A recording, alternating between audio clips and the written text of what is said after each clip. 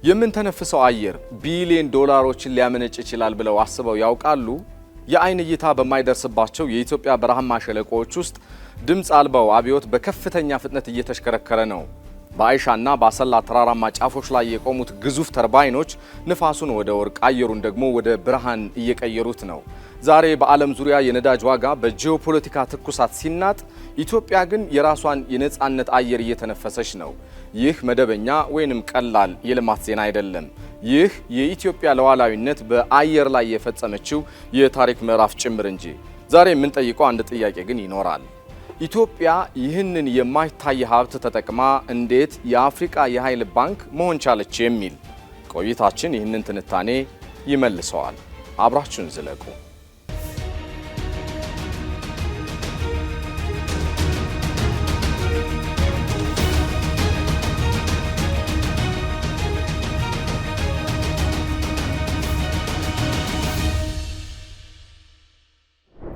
የኢትዮጵያ የታዳሽ ኃይል ጉዞ የትዕግስትና የጽናት ታሪክ ውጤት ነው።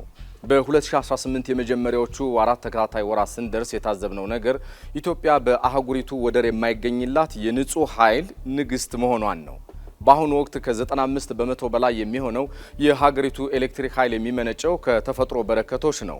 ታላቁ የኢትዮጵያ ህዳሴ ግድብ 6 ተርባይኖች ስራ መጀመራቸው ደግሞ አጠቃላይ የማመንጨት አቅማችንን ወደ 9761 ሜጋዋት አድርሶታል። ይሁን እንጂ ለዓመታት በውሃ ኃይል ብቻ ተመስቶ የነበረው ይሄው መዋቅር በአየር ንብረት ለውጥ ወቅት ሀገሪቱን ለኃይል እጥረት ሊያጋልጣት እንደሚችል ይተነበያል። ይህንን ስጋት ለመቅረፍ ታዲያ መንግስት የኃይል ድብልቅ ወይንም ኢነርጂ ሚክስ ስትራቴጂ በመከተሉ የንፋስ የፀሐይና የጂኦተርማል ኃይሎችን በስፋት ማልማት ጀምሯል። በዚህም በ2017 የበጀት ዓመት ብቻ የኃይል ምርታችንን በ43 በመቶ ጭማሪ እንዲያሳይ አቅም ፈጥሮለታል። ይህ ጭማሪ ታዲያ ለኢትዮጵያ ኤሌክትሪክ ኃይል በግማሽ ዓመት ውስጥ ብቻ የ7.1 ቢሊዮን ብር ትርፍ አስገኝቶለታል። ወደ ንፋስ ኃይል ስንመጣ ደግሞ ኢትዮጵያ በአፍሪካ እጅግ ተፈላጊ የሆኑ የንፋስ ኮሪደር ባለቤት ለመሆን ችላለች።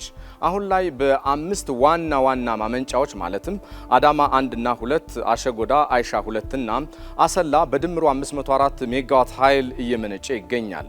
ኢትዮጵያ ጨለማዋን ለመክፈፍና በንፋስ የብርሃን መንገድ ለመራመድ በጀመረችው ጉዞ እንደ አሸጎዳ፣ አዳማና አይሻ ያሉ የኃይል ማመንጫዎችን ገንብታ ዛሬ ደግሞ አሰላ ላይ ደርሳለች። የአሰላ የንፋስ ኃይል ማመንጫ የሀገሪቱ ቀጣይ የብርሃን ተስፋ መሰረት የተጣለበት ስፍራ ለመሆን ችሏል። ለኢትዮጵያ ተጨማሪ የኃይል አማራጭ ለመሆን ለ5 ተከታታይ ዓመታት በትጋት ሲገነባ የቆየው ይሄው የአሰላ ፕሮጀክት 100 ሜጋዋት ንጹህ የኤሌክትሪክ ኃይልን ወደ ብሔራዊ ቋት የሚቀላቅል ግዙፍ አቅም ያለው ፕሮጀክት ነው። ፕሮጀክቱ ኢትዮጵያ ካሏት የማይቋረጡ የተፈጥሮ ኃይል ምንጮች ውጤታማ ተጠቃሚ ለመሆን ለምታደርገው ጥረት ሁሉ ትልቅ ማሳያ ተደርጎም ይወሰዳል።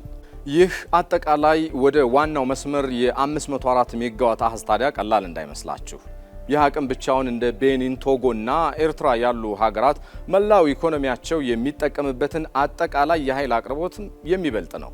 የአካባቢያዊ ተጽዕኖ ከግምት ውስጥ በማስገባትም በሚካሄደው በዚህ የአረንጓዴ ልማት የንፋስ ኃይል ልማት ከካርበን ልቀት በላይ የሆነ የህልውና ጋሻም ለመሆን ችሏል።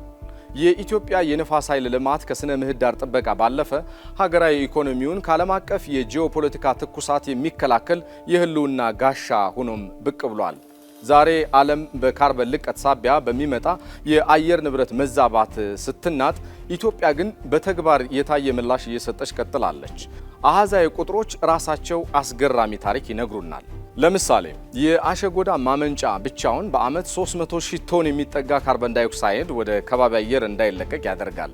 አዲሱ የአሰላ የንፋስ ፕሮጀክት ደግሞ በተመሳሳይ በዓመት ሌላ 300,000 ቶን ካርበን በመቀነስ የሀገሪቱን የአረንጓዴ አሻራ ያጠናክራል። ይህ ጥረት ታዲያ ኢትዮጵያ እስከ 2030 ድረስ 250 ሚሊዮን ቶን የካርበን ልቀትን ለመቀነስ የሰነቀችውን ታላቅ ብሔራዊ ግብ ለማሳካት እንደ ዋነኛ ሞተር የሚያገለግለው ነው። ኢትዮጵያ ይህንን አቅም ያገኘችው በታላቁ የምስራቅ አፍሪካ ስምጥ ሸለቆ ውስጥ በመገኘቷም ጭምር ነው። ይህ ሸለቆ ታዲያ እንደ ተፈጥሯዊ የንፋስ መተላለፊያ በመሆን ንፋስን በማፋጠን ተርባይኖቹ በከፍተኛ ፍጥነት እንዲሽከረከሩም ያደርጋቸዋል። የንፋስ ኃይል ሌላው አስደናቂ ጥንካሬ ልንገራችሁ። የውሃ ግድቦች መጠን በሚቀንሱበት የበጋ ወቅት ንፋሱ ይበልጥ ስለሚበረታም የኃይል እጥረት እንዳይኖርም የጀርባ አጥንት ሆኖ የሚያገለግል ነው። ኢትዮጵያ በንፋስ ኃይል ያላት የንድፈ ሐሳብ አቅም ከ1.3 ሚሊዮን ሜጋዋት በላይ ቢሆንም በአሁኑ ወቅት ጥቅም ላይ የዋለው ግን ገና 1% በታች ሲሆን አሃዛዊ መረጃዎች ያሳዩናል። አስቡት እንግዲህ ይህ ገና ያልተነካው 99% እምቅ አቅም ሲለማ ኢትዮጵያ የአህጉሪቱ ብቻ ሳይሆን የዓለም አቀፍ የአረንጓዴ ሞተር መሆኗን አይቀሬነት የሚያረጋግጥ ጭምር ነው።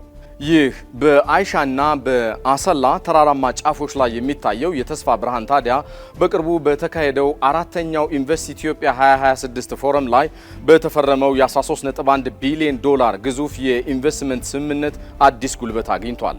ከዚህ ታሪካዊ በጀት ውስጥ የአንበሳውን ድርሻ የሚይዘው የታዳሽ ኃይልና የአረንጓዴ ኢነርጂ ዘርፍ መሆኑ ሀገሪቱ የተፈጥሮ ጸጋዎቿን ወደ ኢኮኖሚያዊ ሉዓላዊነት ለመለወጥ የያዘችውን ቁርጠኝነት የሚያሳይም ጭምር ነው።